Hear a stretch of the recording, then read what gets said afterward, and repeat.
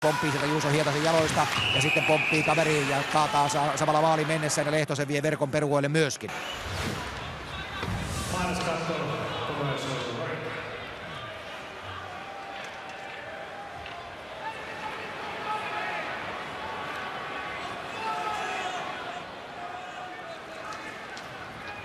Murskatappio Tami häämöttää.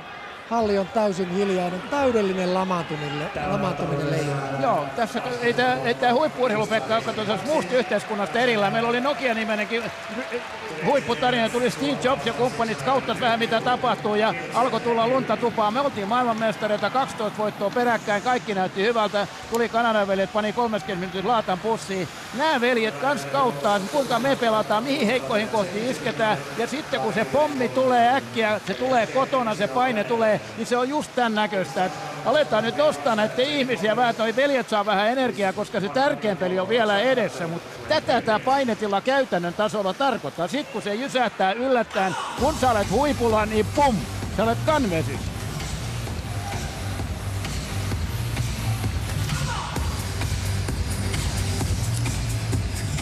Aika kovan tärskyn saa Kari Lehtonenkin siellä, mutta vaikuttaisi siltä, että Lehtonen jatkaa Suomen maalilla.